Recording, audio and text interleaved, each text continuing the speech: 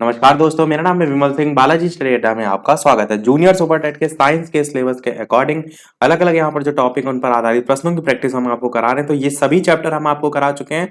हम पहुंच गए हमारे चैप्टर लास्ट में एकदम, जो कि है आपका आवर्त सारणी। इस पर आधारित स्टार्टिंग में हमने प्रश्न देखे थे। पहला पार्ट यदि नहीं देखा है, साइड में आई बटन में पिछला वाला वीडियो आपको मिल जाएगा। तो चलिए शुरू करते हैं आज का हमारा इसका आवर्त सारणी का जो है वो सेकंड पार्ट, जिसमें हम प्रश्न देखेंगे 21 से लेकर के 39 तक। तो बाकी बचे जो भी प्रश्न है वो सब हम सेकंड पार्ट में देखेंगे। चलिए स्टार्ट करते हैं प्रश्न नंबर 21 से। प्रश्न कह रहा है कि जब तत्वों को परमाणु भारों के बढ़ते हुए क्रम में व्यवस्थित किया जाता है तो बीच वाले तत्व का परमाणु भार अन्य दो तत्वों के परमाणु भारों का लगभग औसत होता है। ये जो नियम है इसको किस नाम से जाना जाता था? डीएलएड में मैंने पूरी क्लियर तरीके से आपको डोबर ने जो राइनर है उसका त्रिक नियम, न्यूलैंड का अष्टक नियम, सारी चीजें बताई थी। तो बताइए इन चारों ऑप्शन में कौन सा सही होगा? मेंडलीव के नियम के रूप में न्यूटन या न्यूलैंड या फिर डॉबर राइनर। पूछा यह गया है कि जैसे कि तीन यहाँ पर स्थान में हम इस टाइप से जो है वो बना देते हैं और परमाणु भारों के बढ़ते हुए क्रम में जब व्यवस्थित करें। ध्यान रखिए, परमाणु क्रमांक नहीं लिखा है, परमाणु भार को ही द्रव्यमान संख्या कहते हैं। तो जो बीच वाला जो तत्व है इसका परमाणु भार अन्य दो तत्वों के परमाणु भार का लगभग औसत होता है। तो किस नियम के अकॉर्डिंग होता है? आंसर की बात करते हैं तो आपका ऑप्शन डी वाला बिल्कुल सही होगा, यानी कि डॉबेराइनर का त्रिक नियम जो है ये कहते हैं। यहाँ पर देखिए एक वर्ड लिखा है त्रिक, इससे भी आप समझ सकते हैं क्योंकि तीन चीजों की बात की जा रही है। न्यूलैंड के अष्टक नियम में क्या होता था? 8वें नंबर पर जो आता था उससे गुणधर्म मैच करते थे, वो पिछले वाले पार्ट में मैंने बताया था। तो डॉबेराइनर का त्रिक का नियम जो है ये कहता है। अब जैसे एक एग्जाम्पल के तौर पर देखें तो जैसे लिथियम यहाँ पर हम रखें, बीच में हम जो है वो सोडियम रखें Na, और बाद में जो है वो K पोटेशियम रखें। तो लिथियम का परमाणु भार होगा 39, सोडियम का होगा 23 और पोटेशियम का 46। अब देखिए पहले और आखिरी वाले को यदि आप जोड़ेंगे तो जो मान आएगा उसका आधा करने पर मान आपको 23 जो है वो प्राप्त होगा। तो ये बीच वाली वैल्यू क्या हो जाएगी? इसका औसत हो जाएगी, इसका एवरेज हो जाएगी। यही चीज यहाँ पर डोबेराइनर के त्रिक नियम में भी बताया गया है। 22 नंबर प्रश्न कह रहा है परमाणु संख्याओं के आधार पर तत्वों को वर्गीकृत जो है वो किसने किया? डोबेराइनर, मोजले, न्यूलैंड, मेंडलीव। चार ऑप्शन है, बताइए इनमें से कौन सा जो है वो सही होगा। परमाणु संख्याओं के आधार पर तत्वों को वर्गीकृत किसने किया? आंसर की बात करते हैं ऑप्शन एबीसीडी में से, तो आपका ऑप्शन बी वाला मोजले जो है वो बिल्कुल सही हो जाएगा। मोजले जो है इन्होंने वर्गीकरण जो है वो किया था परमाणु संख्याओं के आधार पर। 23 प्रश्न है आवर्त सारणी जो है उसका आविष्कार किसने किया? द्विमित्री मेंडलीव ने, लुई पाश्चर ने, मैरी क्यूरी या मैडम क्यूरी ने, एंटोनी लेवोजियर ने। बताइए इनमें से कौन सा जो है वो सही होगा। लुई पाश्चर तो आप सभी जानते हैं कि इन्होंने जो है ये फ्रेंच वैज्ञानिक थे। कहाँ के थे? फ्रेंच वैज्ञानिक। इन्होंने रेबीज के टीके का सफल परीक्षण जो है वो किया था। मैडम क्यूरी, मैरी क्यूरी, इनको भी मैंने आपको बताया था कि इन्होंने रेडियम की खोज की थी। रेडियम हो गया, और रेडियम के अलावा पोलोनियम तत्व भी था, उसकी खोज जो है इन्होंने ही की थी। ये दोनों चीजें जो है वो ध्यान रखिएगा। और और जो लेवोजियर थे इन्होंने रासायनिक जो तत्व होते थे उनकी सूची सर्वप्रथम जो है वो तैयार की थी। प्रश्न में कह रहा है आवर्त सारणी का आविष्कार किसने किया था? आंसर की बात करते हैं तो मेंडलीव या द्विमित्री मेंडलीव जो है वो ए वाला ऑप्शन सही हो जाएगा। ये किससे संबंधित है? ये रासायनिक तत्वों की सूची से संबंधित है। रासायनिक तत्व। अगला देखते हैं 24 नंबर प्रश्न। आधुनिक आवर्त सारणी के किस वर्ग में पूर्ण आवरण वाले संयोजी इलेक्ट्रॉन और रासायनिक रूप से अक्रिय तत्व होते हैं? 15, 16, 18, 17। बताइए इनमें से कौन सा सही होगा। तो ऑप्शन एबीसीडी में से कौन सा सही होगा? आंसर की बात करते हैं तो आपका ऑप्शन सी वाला यहाँ पर 18 जो है वो बिल्कुल सही हो जाएगा। तो 18 वर्ग है जिसमें पूर्ण आवरण वाले संयोजी इलेक्ट्रॉन और रासायनिक रूप से अक्रिय तत्व जो है वो होते हैं। 25 नंबर प्रश्न संक्रमण तत्व को लेकर पूछा गया है कि संक्रमण तत्व क्या होते हैं। वो तत्व जिनके दो सबसे बाहरी कोष अधूरे होते हैं, वो तत्व जिनमें धातुओं और गैर धातुओं दोनों के गुण होते हैं, या फिर इनमें सबसे बाहरी कोष में 8 इलेक्ट्रॉन होते हैं, या फिर वह तत्व जिनके 3 सबसे बाहरी कोष अधूरे होते हैं। बताइए संक्रमण तत्व क्या होते हैं। आंसर की बात करते हैं ऑप्शन एबीसीडी में, तो पहला ही ऑप्शन आपका बिल्कुल सही होगा कि वह तत्व जिनके दो सबसे बाहरी कोष जो है वो अधूरे होते हैं, उन्हें हम जानते हैं संक्रमण तत्व के नाम से। इनके दो सबसे बाहरी कोष अधूरे जो है वो होते हैं। 26 नंबर प्रश्न है कि आधुनिक, ये क्वेश्चन बहुत इंपॉर्टेंट है, बताइए आधुनिक आवर्त सारणी के निम्नलिखित समूहों में किसमें जो नोबेल गैसें होती है ना उनको रखा गया है। बताइए ऑप्शन ए है आपका 15, ऑप्शन बी है आपका 17, ऑप्शन सी है आपका 16 और ऑप्शन डी है आपका 18। तो नोबेल गैसेस को जो है वो किस में रखा गया है ये आपको बताना है। और वीडियो पसंद आए तो लाइक भी करते रहिएगा, शेयर भी करते रहिएगा, और पहले के वीडियो ना देखे हो तो playlist junior super TET science नाम से बनी हुई है, उसमें जाकर आप देख सकते हैं। तो बताइए इनमें से कौन सा सही होगा। चलिए बात करते हैं आंसर की, तो आपका ऑप्शन 18 जो है वो बिल्कुल सही हो जाएगा। नोबेल गैसों को जो है किस में रखा गया है, तो आपका डी वाला ऑप्शन यहाँ पर सही हो जाएगा। 27 नंबर प्रश्न ये कह रहा है कि तीसरे आवर्त के तत्वों में कक्षों की संख्या जो है वो कितनी होती है। एक चीज और मैं ऊपर वाले प्रश्न में बता दूं कि जो नोबेल गैसें हैं इन्हीं को अक्रिय गैसें भी कहा जाता है।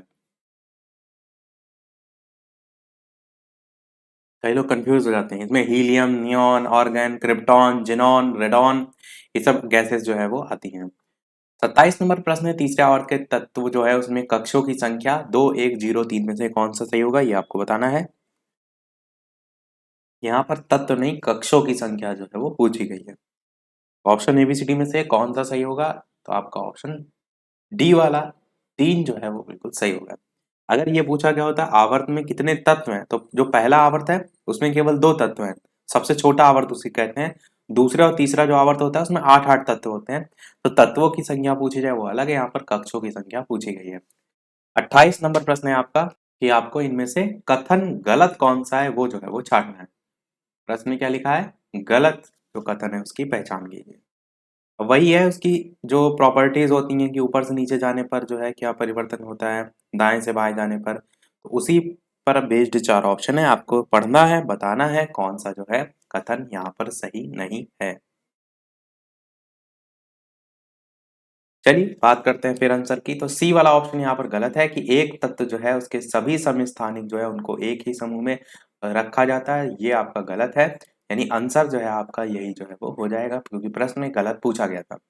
सही कौन कौन सा है, तो परमाणु आकार ऊपर से नीचे की ओर जब बढ़ते हैं आप, तो परमाणु आकार भी जो है वो बढ़ता जाता है। एक ही समूह के सभी तत्वों की संयोजकता एक समान होती है। परमाणु त्रिज्या आमतौर पर बाएं से दाएं जब आप जाते हैं आवर्त सारणी में तो घटती जाती है, ये आपका हो जाएगा। इसी प्रश्न को एक दूसरे तरीके से भी पूछा जाता है कि 4 तत्व लिखे होंगे, कोई भी 4, जैसे सोडियम हो गया, हाइड्रोजन हो गया, इस टाइप से आपको क्या करना होगा, उसको आपको बताना होगा कि परमाणु त्रिज्या जो है उसके बढ़ने से घटने के क्रम में बताइए। तो उनकी स्थिति भी आपको अगर पता होगी पीरियोडिक टेबल में कहाँ है तभी आप कर पाएंगे, तो वो भी जानना जरूरी होता है। इसके बाद 29 नंबर प्रश्न है आधुनिक आवर्त सारणी में कौन से 2 आवर्त हैं जिनमें जो है वो 8 तत्व मौजूद हैं। चौथा पांचवा, तीसरा चौथा, पहला दूसरा, दूसरा तीसरा। ऊपर एक प्रश्न अभी आया था उसके एक्सप्लेनेशन में मैंने बताया आपको, अगर आपने ध्यान से सुना होगा तो एक बार में आप टिक कर ले जाएंगे। बताइए इनमें से कौन सा सही होगा।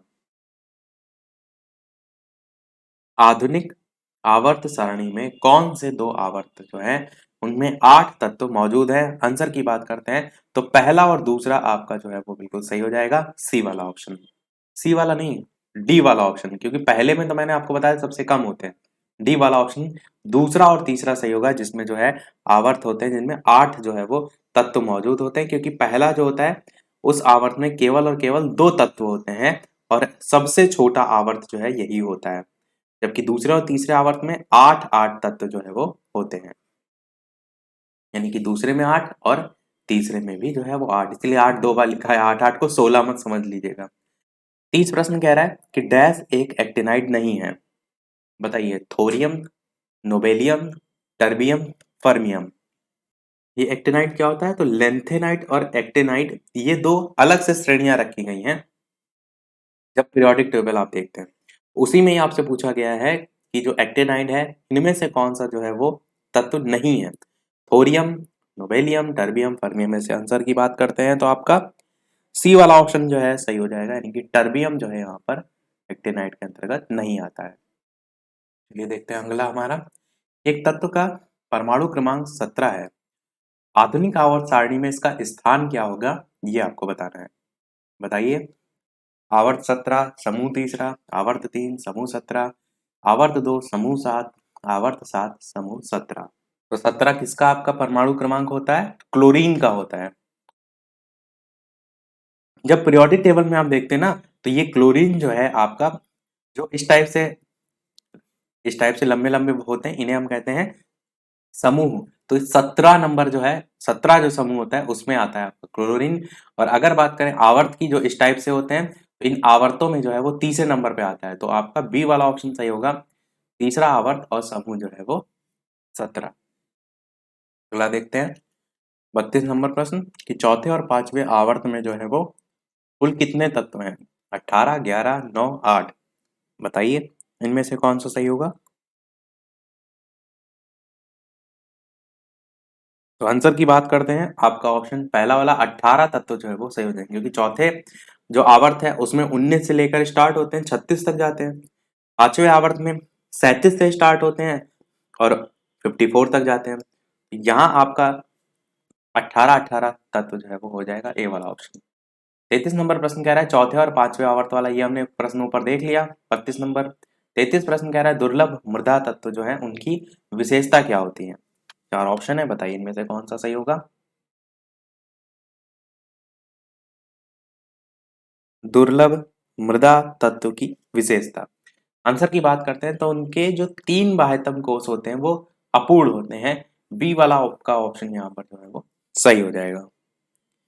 34 प्रश्न कह रहा है इलेक्ट्रॉनिक विन्यास 288 वाला एक तत्व आधुनिक आवर्त सारणी में समूह डैश में रखा गया है।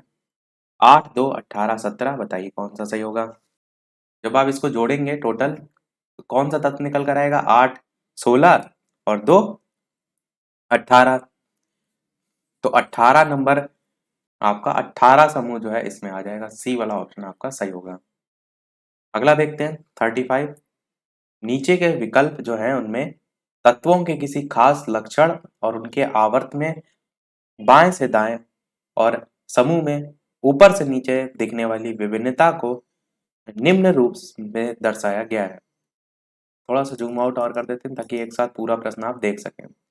जैसे कि तत्वों का लक्षण आवर्त में बाएं से दाएं, समूह में ऊपर से नीचे, तो आपको सही विकल्प का चयन करना है और इस टाइप से 4 ऑप्शन दे रखे हैं। आंसर की बात करते हैं तो आपका यहाँ पर सी वाला ऑप्शन जो है वो सही होगा। सी ऑप्शन ये कह रहा है कि विद्युत धनात्मक धात्विक लक्षण घटता है, ह्रास होता है, बढ़ता है या वृद्धि होती है। क्योंकि यहाँ पर अलग अलग पूछा गया था ना, जैसे तत्वों का लक्षण हो गया, आवर्त में बाएं से दाएं हो गया, समूह में ऊपर से नीचे हो गया, तो वही यहाँ पर लिखा हुआ है। जैसे कि तत्वों का लक्षण तो उसके संदर्भ में विद्युत धनात्मक, इसी प्रकार आवर्त में बाएं से दाएं तो धात्विक लक्षण घटता है या ह्रास होता है, समूह में ऊपर से नीचे तो बढ़ता है या वृद्धि होता है, इस टाइप से आपका होगा। ये धात्विक लक्षण के साथ विद्युत धनात्मक है। देखिए यहाँ पर एक छोटा सा डैश बना हुआ, मैंने वो एक साथ बोल दिया है, तो ये चीज ध्यान रखिएगा, ये इसलिए मैंने यहाँ पर ब्रैकेट भी बना दिया। अब सही रहेगा। थोड़ा सा जूम कर देते हैं। ये देखिए छोटा सा यहाँ पर इस टाइप से चिन्ह भी बना हुआ है, जहां से वो तीनों को अलग कर रहा है। अगला देखते हैं आपका 36 नंबर प्रश्न। Na, Mg, Al और Si, इसमें प्रथम आयनीकरण क्षमता का क्रम जो है वो होता है। क्या क्रम होता है ये आपको बताना है। टोटल हमारे प्रश्न 39 तक हैं, स्टार्टिंग में मैंने आपको बता दिया था। उसके बाद एक प्रश्न हम आपसे भी पूछेंगे। आंसर की बात करते हैं तो आपका बी वाला क्रम सही होगा, यानी कि Na फिर Mg फिर Al फिर Si, ये वाला सही होगा। 37 नंबर प्रश्न कह रहा है निम्नलिखित जो तत्व हैं उनको उनके धात्विक लक्षणों के आधार पर अवरोही क्रम जो है उसमें रखने पर प्राप्त होने वाले विकल्प का चयन करें। Na, Si, Cl, Mg, Al इस टाइप से ऑप्शन दे रखे हैं और यहाँ पर अवरोही यानी कि बड़े से छोटे के क्रम में आपको रखना है उनके धात्विक लक्षणों के आधार पर। उत्तर की बात करते हैं तो पहला ऑप्शन ही बिल्कुल सही होगा, Na फिर Mg फिर Al फिर Si फिर Cl, इस टाइप से आपका हो जाएगा।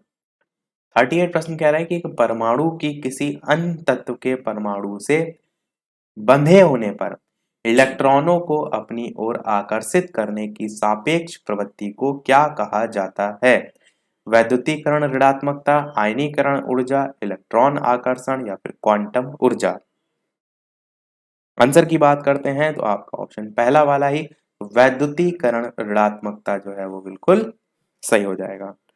देखते हैं हमारा अगला और इस वीडियो का लास्ट प्रश्न, और इसके बाद एक प्रश्न हम आपसे भी जो है वो पूछेंगे, जैसा कि सभी वीडियो में हम आपसे एक ना एक प्रश्न पूछते हैं। लास्ट प्रश्न देखने से पहले वीडियो अभी तक आपने लाइक ना किया हो, चैनल पर नए हो, सब्सक्राइब करके भी जुड़ जाइएगा। वीडियो को लाइक अवश्य कर दीजिएगा। टेलीग्राम चैनल से ना जुड़े हो तो लिंक आपको डिस्क्रिप्शन में मिल जाएगी, बालाजी स्टडी अड्डा सर्च करके जुड़ सकते हैं। फेसबुक से ना जुड़े हो, इंस्टाग्राम से ना जुड़े हो तो अबाउट सेक्शन में आपको लिंक मिल जाएगी। 39 प्रश्न कह रहा है कि आधुनिक आवर्त सारणी में तत्व का धात्विक गुण किस प्रकार परिवर्तित होता है, ये आपको बताना है। चारों ऑप्शन ना पढ़ के डायरेक्ट हम आंसर की बात करते हैं। ऑप्शन ABCD में से तो आप कहेंगे धात्विक गुण जो होता है वो आपका आवर्त में अगर आप बाएं से दाएं जा रहे हैं तो घटेगा।